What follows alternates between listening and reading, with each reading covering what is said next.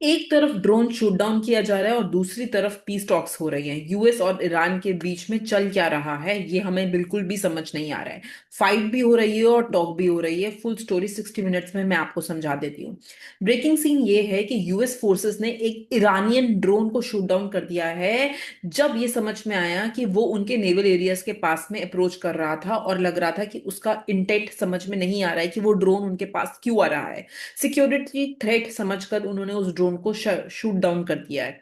Normally ऐसे incident के बाद टॉक्स बिल्कुल बंद हो जाती हैं दो कंट्रीज के बीच में और वॉर लाइक सिचुएशन आ जाती है, लेकिन यहीं पर एक ट्विस्ट है। ट्रंप ने बोला है कि यूएस और ईरान के बीच में नेगोशिएशंस अभी भी कंटिन्यू हो रही हैं। मतलब क्या है, ग्राउंड पर टेंशन हाई है लेकिन टेबल पर डायलॉग चल रहे हैं। ये स्ट्रैटेजी होती है यूजुअली डिप्लोमेटिक कंट्रीज की।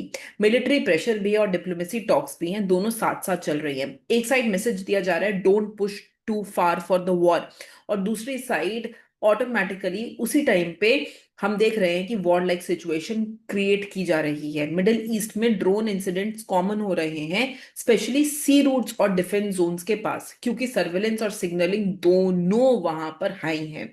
ग्लोबल मार्केट और ऑयल रूट्स भी क्लोजली वॉच किए जा रहे हैं, क्योंकि यूएस ईरान टेंशन की वजह से डायरेक्ट इंपैक्ट होने वाला है फ्यूल प्राइस और ट्रेड्स पे।